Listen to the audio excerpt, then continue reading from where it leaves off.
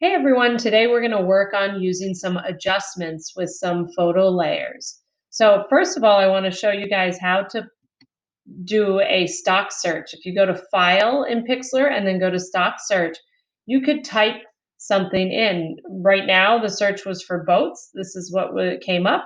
And think about the images that you need. Repetition is one of them, or texture, all those different ideas. Here's a great one for showing texture and repetition. I'm going to open it up as a web image. And here we go. We have some repetition right here. It's also showing texture in this water. So now once I have a picture that I like, that I want to use, I'm going to play around with my adjustments. So up on that top menu, I click on adjustments, and here are the different things we can do. Play with brightness and contrast, temperature and tint, hue and saturation, vibrance, color balance, color lookup, highlights and shadow, exposure, curves, levels, then some other ones, threshold, posterize, desaturate, and invert. So lots of good things that you can do here. Let's start with some of the basic ones, brightness and contrast. This simply will make the picture brighter or darker with the brightness, or the contrast will bring the lights lighter and the darks darker. See how the boats are brighter and the water is darker, or it washes it out if you go dial down to the left. So you can pick anything in there. I'm going to just actually bring the contrast up a little bit, hit apply. Now I'm going to go back and do another adjustment. Let's try temperature and tint. So temperature, cool or warm. So you can change this in any way you want. Let's give it a little bit of a cooler color. Tint also plays with that color, so you can experiment with that as well. You hit apply and then it will be on there. Now, hue and saturation. This allows me to actually change the hue of the water or the background. The boats don't have much of a color, so there's nothing that you can really grab on to change the hue for, but I can really play around and pick any hue that I want.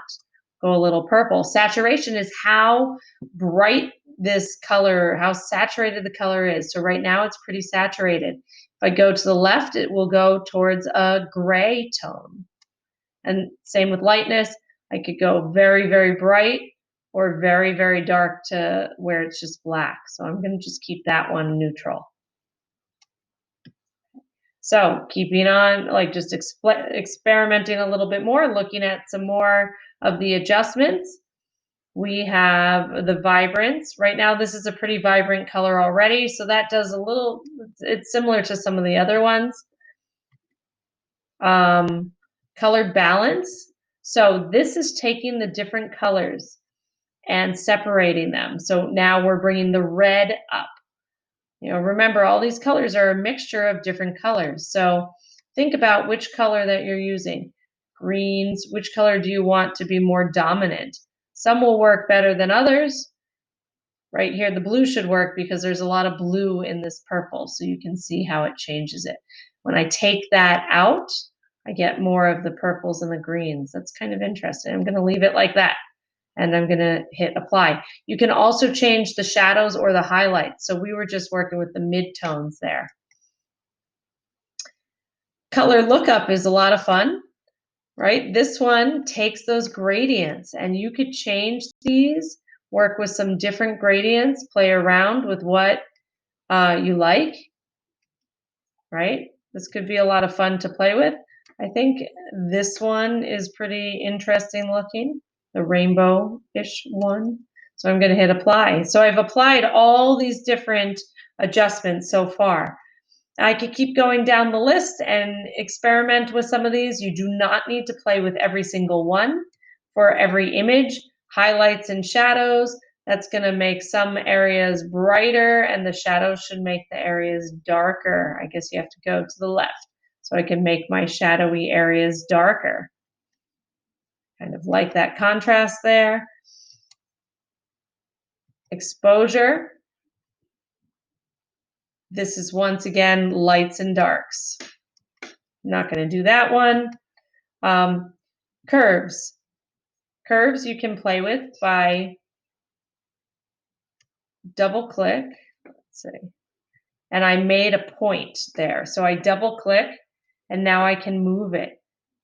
And I can add another, I could double click on the line again, and then I could pull a different line down. So this is playing with where it's light, where it's dark, okay? So I can really experiment and play around with that.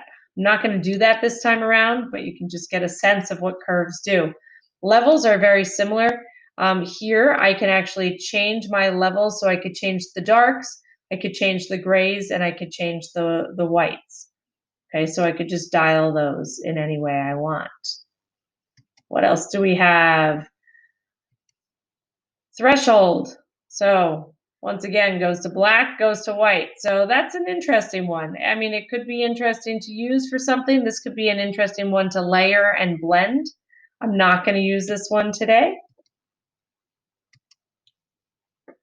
Let's see what this one does. Not too much there, not on this picture. You could see some texture that's being created when you move. We're gonna skip the posterize. Desaturate. This is taking all the color out. Whoops, I don't really want that though, so I can go to my history and I could just go back one on the history, which undoes it, or I could do the back arrow or file or edit undo. And invert. This should flip my colors. So once again, I could go over to the history and reverse it to get what I want. So now I have a picture that I like. I like the primary colors here, how I played with them, and that was just experimenting with all of those adjustments. So that is step one. Find some good pictures. You could do a stock, just as a repeat, you could do the stock search, or you could go and download some from the internet.